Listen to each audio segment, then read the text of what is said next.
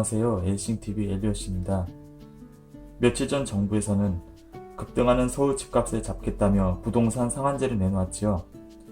그와 비슷한 시기 모 부동산 카페에서 처음 업로드되어 여러 커뮤니티 등으로 퍼지며 화제가 되고 있는 한 사연을 접했습니다. 이 사연을 작성한 네티즌은 최근 서울 부동산 시장의 현실 앞에 마음이 가난해져서 지금까지 피와 살을 깎아 수십 년간 사랑으로 길러주신 부모님과 내가 선택한 사랑하는 배우자를 탓하는 마음까지 들고 그런 마음이 들 때 너무나 죄스럽고 더욱더 스스로가 못나 보이고 힘이 들었음을 토로합니다. 이분이 적은 사연을 지금부터 소개해보겠습니다. 욕하실 분들 너무 많으시겠지만 어디 하소연할 곳도 없고 익명의 공간에 글 올려봅니다. 강남에 살고 있는 전문진 맞벌이의 아주 평범한 가정입니다.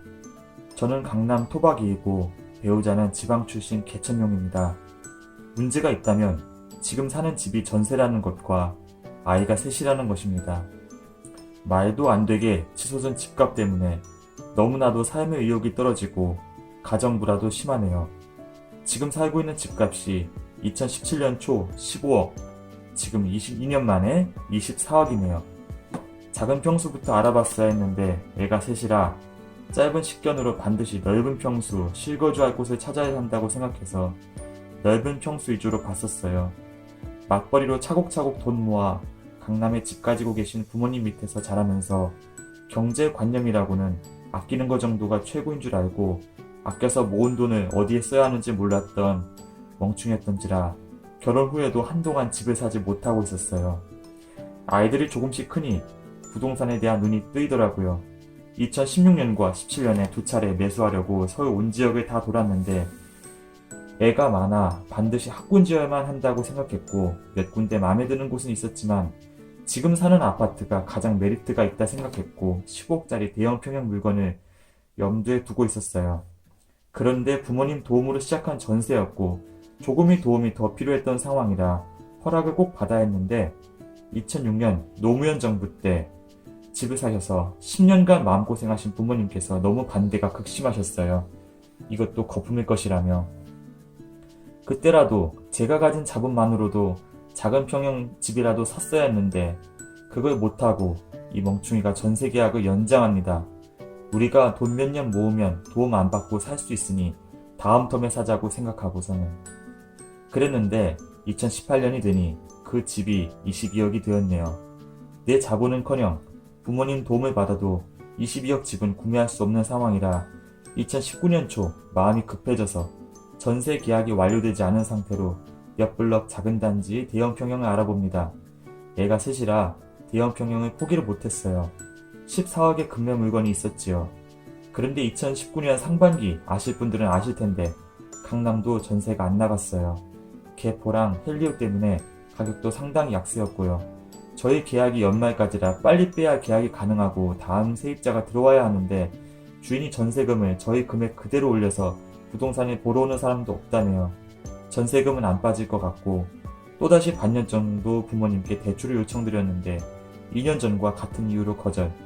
2017년도에도 상투라고 생각하셨는데 그보다 더 높은 이 금액은 더더더 머리꼭지라 생각하셨겠죠? 결국 금매 물건도 못 잡고 이제야 전세가 만료됐어요.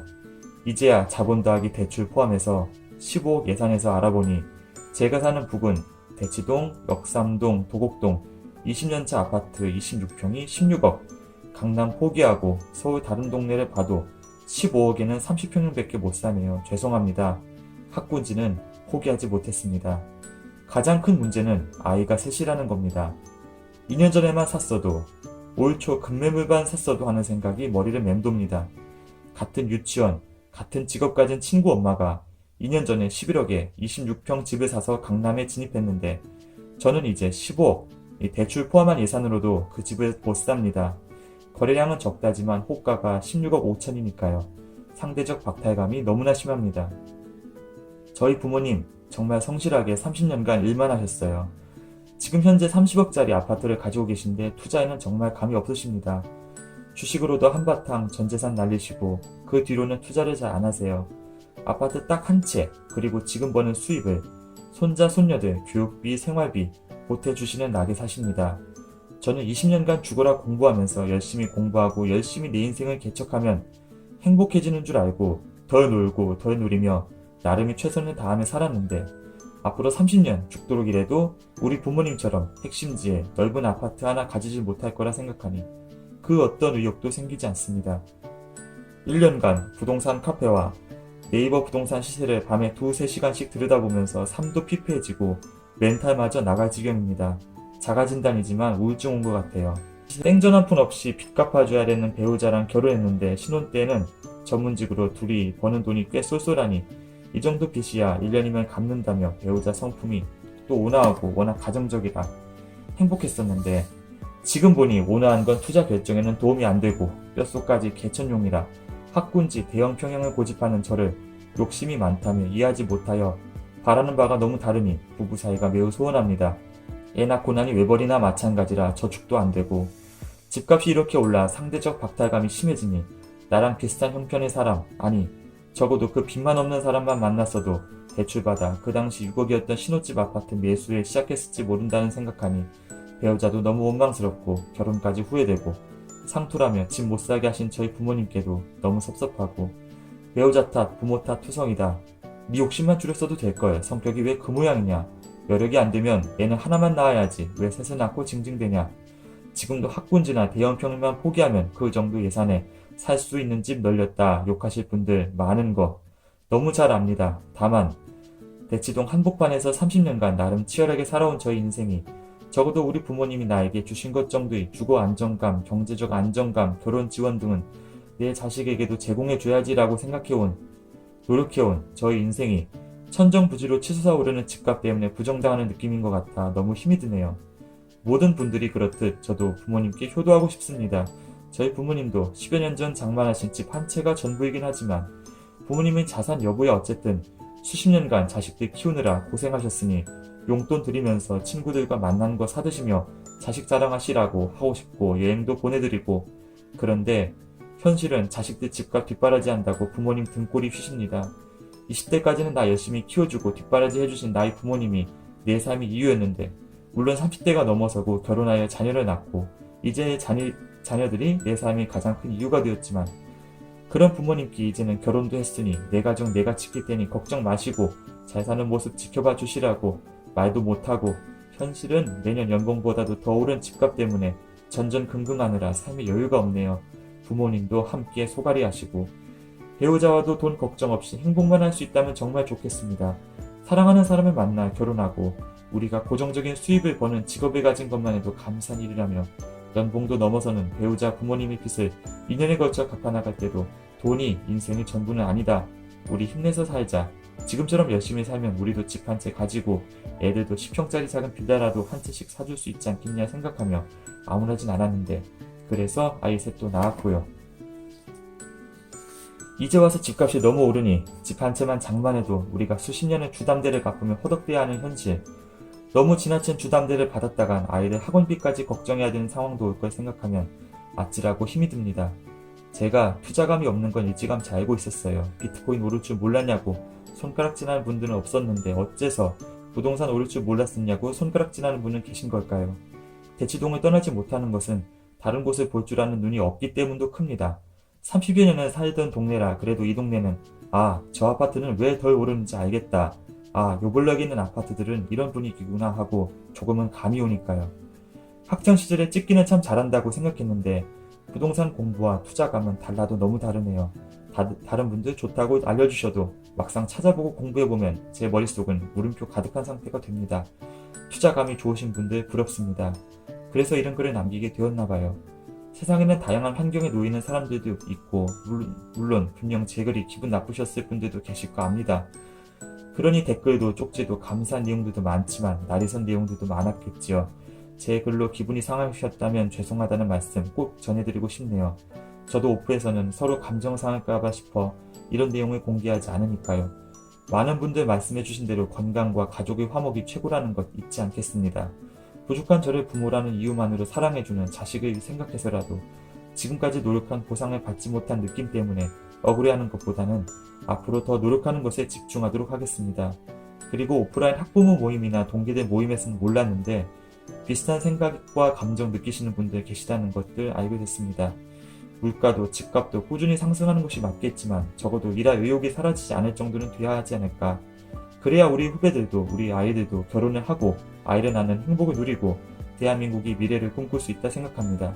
정책을 만드시는 분들께 전달하고 싶은 정말 가장 큰 바람입니다. 어느 분께서 말씀하신 대로 정당한 방법으로 노력하는 모든 사람들이 외면받지 않는 공정한 세상이 되길 간절히 원합니다. 감사합니다. 이분의 사연 안에 대한민국의 저출산 문제의 근원, 양극화로 인한 큰 불평등으로 인한 시민들의 스트레스가 얼마나 큰지가 고스란히 담겨 있음을 느꼈습니다.